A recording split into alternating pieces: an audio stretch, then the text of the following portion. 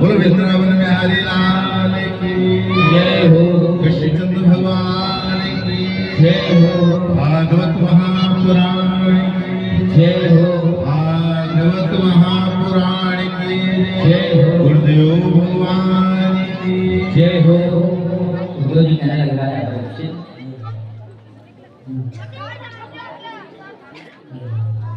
अब कुछ सुनने की इच्छा तो कहें। राजा परीक्षित कहने लगे महामुनि, किस प्रकार भगवान का प्रथम विवाह हुआ हमें वह विस्तार पूर्वक सुनाने की महान कृपा करें। सुखदेव जी कहने लगे राजा परीक्षित, जरासंध से युद्ध समाप्त हुआ और राजा रेवत ने अपनी पुत्री का विवाह बलराम जी के साथ कर दिया। इधर भीष्म की कन्या रुक्मणी जिसकी सगाई शिशुपाल से हुई थी, विवाह हो गई। राजा परीक्षित ने कहा महाराज विस्तार पूर्वक सुनाइए, भगवान का पहला विवाह है ना। सुखदेव जी बोले, विदर्भ प्रदेश के राजा भीष्मक कुंडलपुर में रहते थे। आज की भाषा में कुंडलपुर दमोह के पास में पड़ता है। कुंडलपुर अपनी प्रजा के समक्ष बैठे हुए थे और चर्चाएं होने लगी कि हमारी एक पुत्री है जिसका नाम रुक्मणी है, उसके योग्य कोई वर हो ये सभासदों बताइए। तब रुक्माग्रज का छोटा भाई खड़ा हो गया, कहा सरकार हे पिताजी, एक वर है नंद का पुत्र जिसका नाम कृष्ण है, उसकी ख्याति बड़े बड़े राजाओं में है, बड़े बड़े राजा उसे पहचानते हैं, कंस उसके मामा थे। कहा अच्छा, कहा कि हम चाहते हैं कि हम अपनी बहन रुक्मणी का विवाह कृष्ण के साथ करें।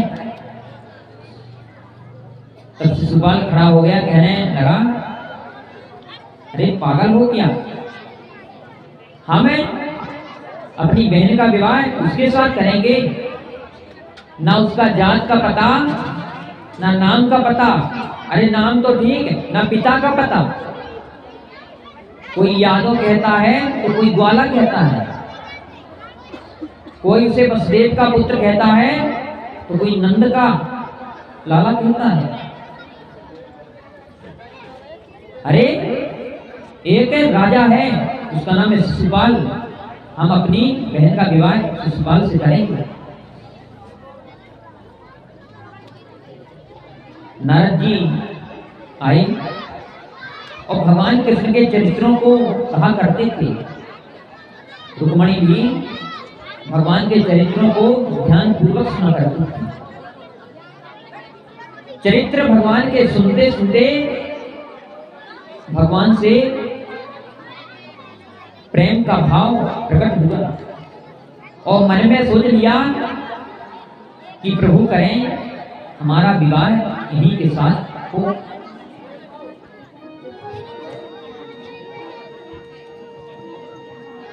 ब्रजमंडल मथुरा नारद जी गए और कहने लगे कृष्ण आपके विवाह योग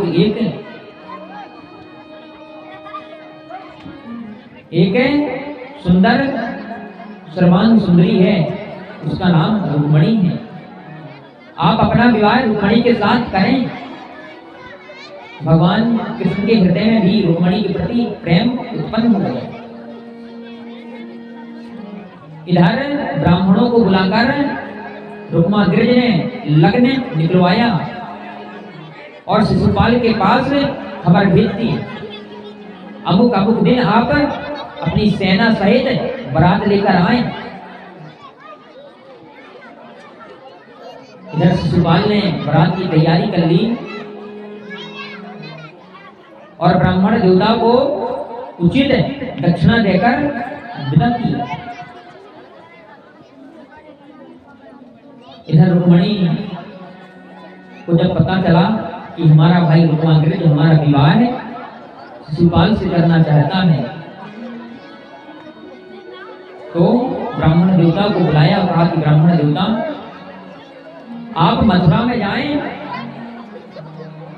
और यह पत्र दे दें, विप्र कृपा मुँह पे करो, वेग द्वारिका जाऊं, विनय द्वारका नाथ से कर यही समझाऊं।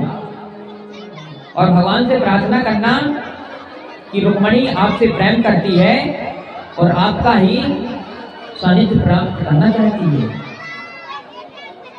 द्वारका की वो ब्राह्मण जल्दी है।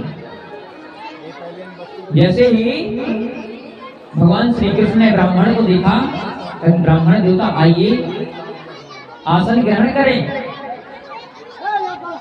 ब्राह्मण ने कहा हे स्वामी यह पत्र पढ़िए। कहा कि पत्र में क्या लिखा हुआ है? पत्र में क्या है? कहा कि इस पत्र में लिखा हुआ है जो भी हमारी इच्छा के बगैर विवाह करेगा तो हम भगवान के समक्ष ही अपने प्राण त्याग देंगे। हे सरकार, हमने मन कर्म वचन से आपसे विवाह किया है, आप ही हमारी प्रार्थना स्वीकार करो और हम गौरी पूजन के लिए महलों से बाहर निकलेंगी। आप हमारा हाथ पकड़कर ले जाना। भगवान जैसे पत्र को पढ़ा, ब्राह्मण देवता कल सुबह ही हम चलेंगे और रुक्मणी से विवाह करेंगे। इधर ब्राह्मण देवता आए, रुक्मणी के पास लेकिन ना पहुंचे। रुक्मणी हृदय में विचार करने लगी, ब्राह्मण को भेजा था अभी तक नहीं आए। और जैसे ही विचार कर रही थी तुरंत ब्राह्मण देवता गए। रुक्मणी से कहा कि रुक्मणी तुम चिंतित ना हो, भगवान आएंगे। रुक्मणी बहुत प्रसन्न हुई और ब्राह्मण दूता को वरदान दिया कि जाओ तुम्हारे घर में सदा ही लक्ष्मी का वास हो। और भगवान अपनी सेना लेकर कुंडलपुर की ओर चल दिए। जब कुंडलपुर की ओर चल दिए, इधर बलभद्र जी उग्रसेन की आज्ञा पाकर उग्रसेन की सेना लेकर पीछे पीछे चले। इधर शिशुपाल भी बारात लेकर आ गया। रुक्मांगद जो उसका स्वागत करने लगा। जैसे ही राजा भीष्म को पता चला कि भगवान कृष्ण हमारे ही राज्य पर ठहरे हुए हैं, उनका स्वागत सत्कार करने के लिए चल दिए और कहा सरकार आपकी अहेतु कृपा है जो आप यहाँ पर आए। हम जैसे नासवान प्राणी को आपने दर्शन दिए, आप कोई सेवा बताइए। कहा कि कुछ नहीं, हम आपकी पुत्री रुक्मणी से विवाह करना चाहते हैं। रुक्मांगद जी बहुत प्रसन्न हुए और इधर रुक्मांगद को पता चला कि कृष्ण और बलराम हमारे नगर में आ गए। शिशुपाल और जरासंध से कहा अरे योद्धाओं, आपने तो नहीं कहीं कृष्ण और बलराम को बुला लिया है, यहाँ पर ये आए हैं, आपने तो कहीं इनको आमंत्रित नहीं किया। कहा कि नहीं। शिशुपाल विचार करने लगा, यह यहाँ पर आए हैं कुछ करेंगे। जरासंध कहने लगा अरे कुछ करेंगे नहीं, बिना उपद्रव किए यहाँ से जाएंगे तक नहीं। हम इनको अच्छी बार जानते हैं, 17 बार इन्होंने हमको युद्ध में हराया, लेकिन 18वीं बार यह हमको देखकर भाग गए थे। इधर रुक्मांगद बारात लेकर आगे की ओर बढ़ रहा है।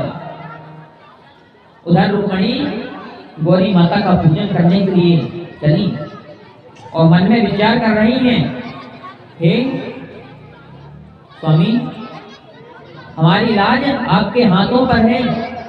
हमारा भाई तो शिशुपाल से विवाह करेगा, आप हमारी प्रतिज्ञा को पूर्ण करें। शिशुपाल ने रुक्मणी के बगल में 50,000 सैनिक लगा दिए, कोई भी रुक्मणी को छू भी न सके। देवी पूजन हुआ। जैसे ही रुक्मणी वापिस आ रही थी अपने नगर की ओर, तुरंत भगवान का रथ वहीं पर आ गया। 50,000 सैनिक सो गए, किसी को कुछ नहीं दिख रहा है, केवल यही दिख रहा है एक सावरा पुरुष आया है, उसकी सुंदरता को देखकर वह मुग्ध हो गए और रुक्मणी का दाहिना हाथ पकड़ा, अपने रथ पर बिठा लिया। सैनिकों की नींद खुली, रुक्मणी कहाँ है? राजा शिशुपाल के पास गए। शिशुपाल ने कहा क्या हो गया? कहा कि रुक्मणी का हरण करके कोई ले गया है। शिशुपाल ने 5 अक्षौणी सेना छोड़ दी। जैसे ही अक्षौणी सेना छोड़ी, युद्ध होने लगा। युद्ध होते होते 10 दिन व्यतीत हो गए। भगवान ने शिशुपाल की 5 अक्षौणी सेना को तुरंत ही मार दिया और इधर जरासंध भी कुंडलपुर से भाग गया। बलभद्र जी भगवान की सहायता करने के लिए वहां पर आए। रुक्माग्रज बहुत पछताने लगा, कहने लगा हमारी रुक्मणी को हरण करके एक ग्वाला ले गया है। तुरंत एक अक्षौणी सेना लेकर गया, भगवान से युद्ध करने लगा। पहले बाण में भगवान ने उसके रथ की ध्वजा अलग कर दी, दूसरे बाण में रथ के पहिए अलग कर दिए और तीसरे बाण में उसका मुकुट गिरा दिया और चौथे बाण में मारते ही मारते चौथा बाण शरीर में ढलना था।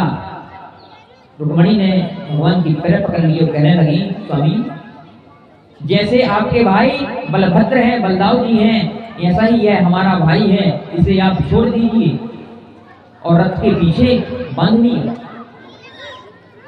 बलराम जी आ गए। बलराम जी ने कहा, कृष्ण क्या कर रहे हो? लोग तुमको क्या कहेंगे? अपने सारे को मार रहे हो। बलभद्र जी के कहने पर रुक्माग्रज को छोड़ दिया और रथ पर रुक्मणी को एक माला पहना दी। कहा, रुक्मणी तुम चिंता न कर, हम द्वारिका पर जाकर विधि पूर्वक विवाह करेंगे। भगवान श्री कृष्ण द्वारका में पहुंच गए। द्वारका वालों ने देखा, कहा कि हमारे सरकार आ गए हैं। स्वागत सत्कार किया। गर्गाचार्य जी को बुलाया गया। शुभ मुहूर्त देखकर गर्गाचार्य जी ने लगन निकाली और शास्त्र अनुसार रुक्मणी और कृष्ण का विवाह संपन्न हुआ। देवताओं ने पुष्प वर्षा की और जय जयकार लगाने लगे। आज भगवान का प्रथम विवाह संपूर्ण हुआ। देवता लोग गाने बजाने लगे। जय जय श्री भागवत महापुराण अंतर्गत रुक्मणी विवाह संपूर्ण। बोले सच्चिदानंद भगवान की